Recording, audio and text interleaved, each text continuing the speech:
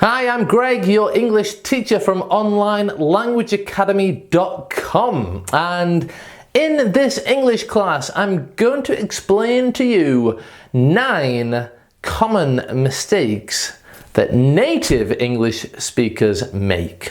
Yeah, native speakers make mistakes too. You're not alone. So keep watching.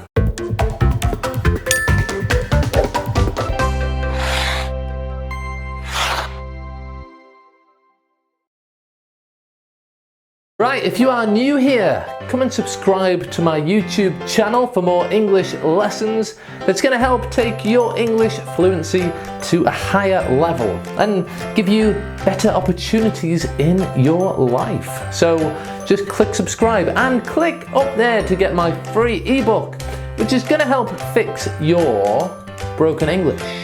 Now sadly, I don't have a book for native speakers. I only have a book for you. I need a book for native speakers because many native speakers make many mistakes in English. Oh my word, it's terrible when I read some comments on Facebook from native speakers, or even when I hear native speakers speaking sometimes. I go crazy. It's like, oh my word, I have students with a better knowledge of grammar than you do. So here, in this video, I'm going to explain these common mistakes among English native speakers who should know better. The first one is the worst one. Should of, could of, would of. Ugh, I don't even want to say that. The thing is that when we speak naturally and we use could have, should have, would have, for the past modals, then the pronunciation is could've, should've, would've. Alright, it sounds very much like it would sound if the word was of. But of course, everybody knows it's have and not of, right? Every time I see this mistake from a native speaker on Facebook, it makes me want to leave Facebook. The second one is a written mistake, and that's the difference between it and its. Of course, they sound identical, but knowing when to use each one is very, very complicated for many English people. And let me tell you a story of my linguistics class. I was studying French linguistics in the final year of university, and the teacher wrote a sentence on the board and he said, is it with the apostrophe or without the apostrophe? Hands up who thinks it's without the apostrophe. 50% of the class put their hand up, which obviously means 50% of the class got it wrong. Oh my word, we're talking about linguists here. Final year of university and they still got it wrong. It with the apostrophe S means it is. Without the apostrophe is the possessive. Why do native speakers make this mistake?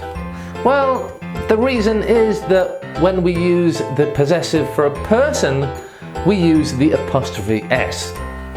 This is Greg's phone. This is my friend's phone. Alright? But when we use it doesn't have an apostrophe. It's an exception, that's the excuse, but come on. There should be no excuse for that. The next mistake is your and your. They are pronounced exactly the same, but one means the possessive, alright? That was my phone, where is your phone? But with the apostrophe, it means you are. I am teaching, you are learning. I am a teacher, you are a student. You're a student, you're learning. I think this should be pretty obvious. The apostrophe generally means that something is missing, so it should be pretty obvious that with the apostrophe is you are, but if you saw my newsfeed on Facebook, you would see that many native speakers don't think it's obvious. I'm talking about Facebook a lot because that's where I see these mistakes, alright? My friends know the difference. I don't think I could be friends with somebody who doesn't use the apostrophe in the right place. Grammar nerd. Alright, the next one is the incorrect use of the passive. Alright, we know that the verb to beat in the past is beat, and the past participle is beaten, for example. And you hear so often footballers mainly saying, oh yeah, we were beat by the better team. We were beat. We were beat? Come on, it's we were beaten. It's the passive. Did you not study the passive? The next mistake is a mistake that is made by big supermarket chains, big shops who should really know better. You know, when you're paying in the supermarket, there's always one little checkout to go. If you have 20 items or less or fewer. What is the correct one?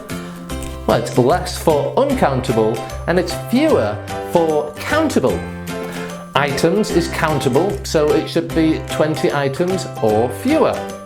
But no, it always says 20 items or less. Always. That does not make it right. It makes these supermarkets stupid, and that's it. It's 20 items or fewer, not 20 items or less. The next one is every day or every day. Again, they sound the same, and I've seen this mistake made by English teachers. Come on, if you're a teacher of English, you should know this. Every day means Monday, Tuesday, Wednesday, etc. Every day. But every day, one word, is an adjective.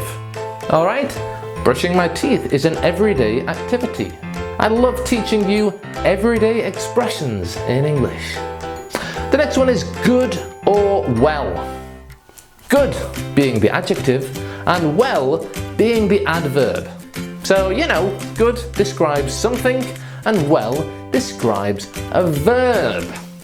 However, if you ask somebody, how are you doing? How are you doing? It's like, how are you? How are you doing? They often say, I'm doing good. Have to say, Americans are the main guilty people with this expression. I'm doing well is the correct one. Alright, we're describing a verb. We're describing the verb do. How are you doing?